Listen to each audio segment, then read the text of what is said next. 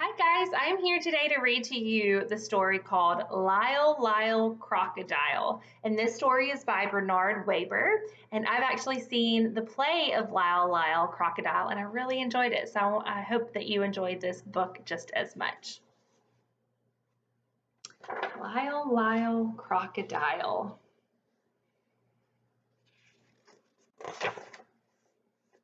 This is the house on East 88th Street. Mr. and Mrs. Prim and their son Joshua live in the house on East 88th Street. So does Lyle. Listen. Swish, swash, splash, swoosh. That's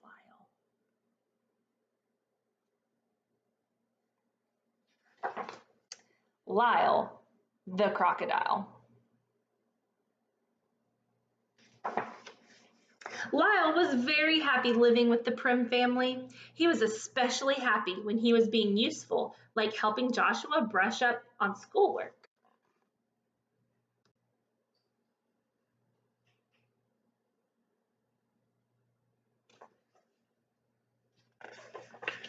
But if Lyle was happy, he was making someone else unhappy. Perfectly miserable, in fact. That someone else was Loretta, Mr. Grump's cat. Mr. Grumps lived just 2 houses away from the Prims. Whenever his cat caught even the slightest glimpse of Lyle, she would fling herself into a nervous fit.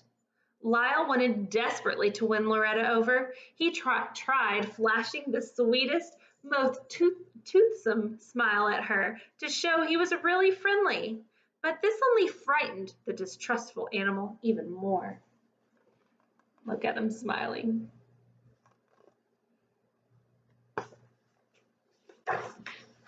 In the end, Mr. Grumps, who was even more excitable than his cat, would burst from the house shaking an angry fist at Lyle. "Something will have to be done about that crocodile," he shouted as Lyle fled to the safety of his own home. So here he is, the neighbor. To take his mind off of his troubles with Loretta and Mr. Grumps, Lyle filled his days playing with Joshua and his friends. He loved being it. So he is counting while all the kids run and hide. He could skip double dutch 100 times without missing.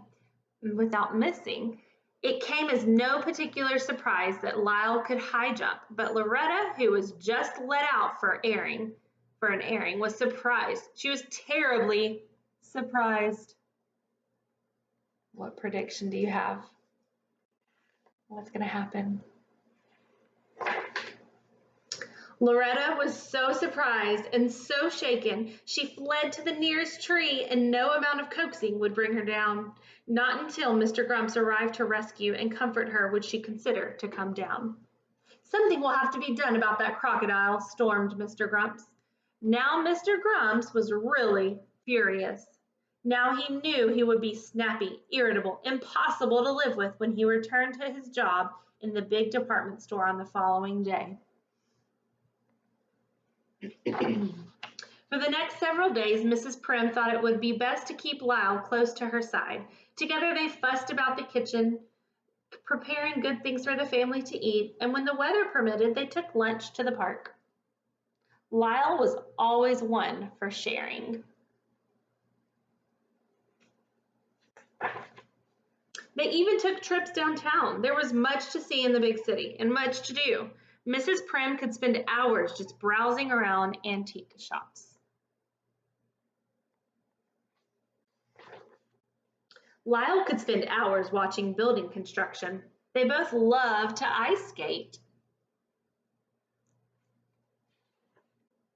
One day, Mrs. Prim and Lyle went shopping in a big department store. Unfortunately for everyone, it turned out to be that very same store in which Mr. Grumps held an important position. And unfortunately, they were to hear from Mr. Grumps all too soon, for it was his voice that suddenly broke out over the loudspeaker and announced a sale in the pajama department.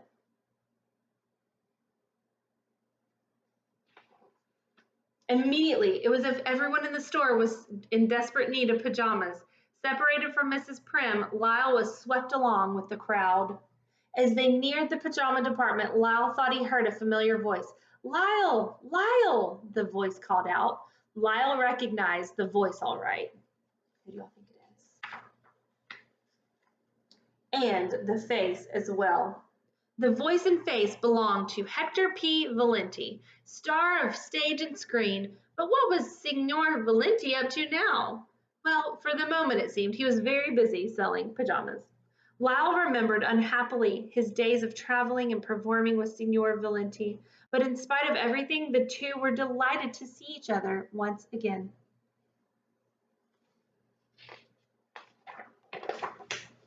In another part of the store, Mrs. Prim searched frantically for Lyle.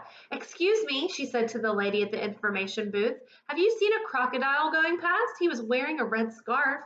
"No," answered the lady. "I have no information about a crocodile wearing a red scarf." "Excuse me," said Mrs. Prim to the sporting goods salesman. "Have you by chance come across a crocodile? His name is Lyle." "Sorry, madam," answered the salesman. "I have not come across any crocodiles named Lyle today."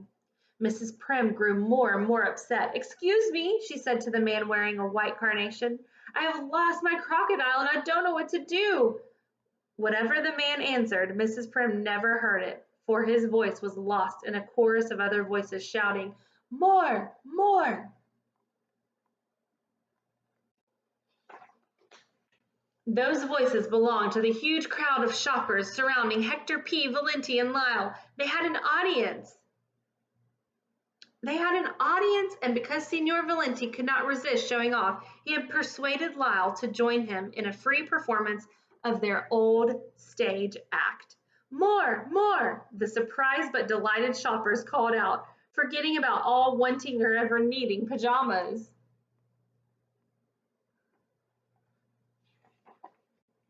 Mrs. Prim caught up with them, just in time to hear still another voice, charged with fury. "What is going on here?" This was Mr. Grumps. And when Mr. Grumps saw what was really going on, his face turned red, blue, purple with rage. "Madam," he gasped, "we do not permit crocodiles in this store, you know. Remove him at once." "And you, sir," he said, pointing with a dagger-like finger at Signor Valenti, "you, sir, are dismissed." "Something will have to be done about that crocodile." Those warning words of Mr. Grumps still rang in the ears as they said goodbye to Signor Valenti outside the door. Uh-oh. Mr. Grumps at last made good with his threat to do something about that crocodile. The next day, he appeared at the Prim's door with papers authorizing Lyle to be committed to the city zoo. "The zoo?" said Mrs. Prim.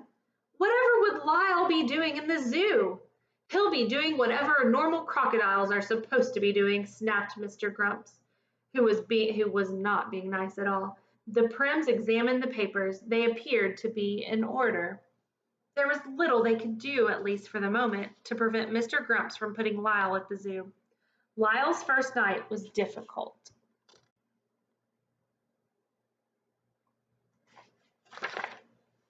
Not wanting to seem unsociable, he decided to join the other crocodiles, who were cozily piled together. Just when he thought he had gotten himself comfortable on top, he awakened to find himself crushed on the very bottom.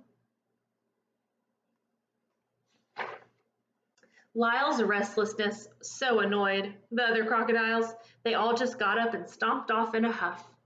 Lyle was happier during the day when visitors came. He amused everyone with his unusual tricks, and before long, he was the biggest attraction at the zoo. Joshua and Mrs. Prim visited regularly, arms laden with games and toys and Turkish caviar Lyle so loved. Mrs. Prim did her best to smile and appear cheerful, but she couldn't hide her concern. "Are you feeling all right, dear?" she would ask. "Are you getting enough rest? Are you making friends with the other crocodiles? Do the lions keep you up at night? Is the floor too damp? Do the flies pester you?" Lyle shook his head no and yes, depending on the question. He tried putting on a brave front, but Mrs. Prim knew very well he was unhappy and he fought back the tears. One night, a new zookeeper appeared at Lyle's cage. Surprise, surprise! The new keeper turned out to be none other than Hector P. Valenti, star of stage and screen. "Shh," whispered Signor Valenti. "I have come to rescue you." Signor Valenti unlocked the door of the cage, and an astonished Lyle was set free.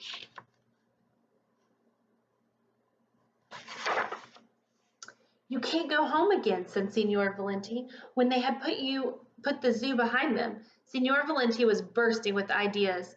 "We'll put our old act together," he said. "We'll fly to Australia. They'll love us in Australia." Lyle groaned. The very thought of never seeing the house at East 88th Street again was grim indeed, and too much for him to endure.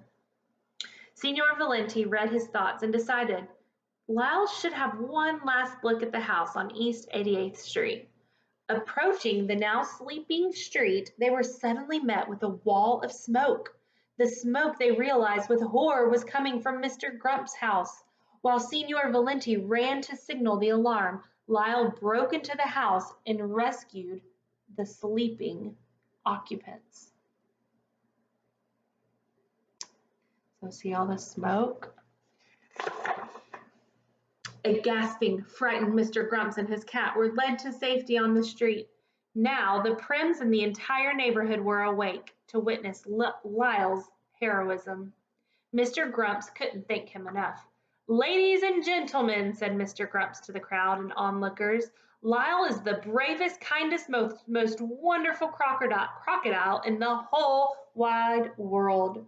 I would consider it a privilege and a pleasure to have him be as our neighbor once more." "Hooray!" shouted the Prims. "Hooray!" shouted the crowd.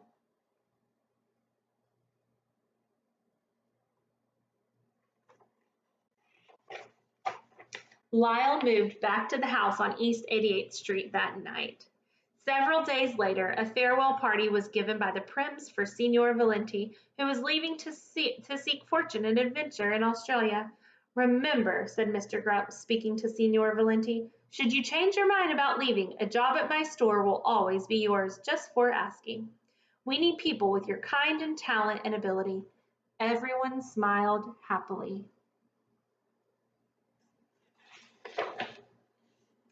Even Loretta, who is shocked that they are friends now, Lyle and Loretta. All right, guys, I hope you enjoyed the story today, and I will see you later. Have a good day.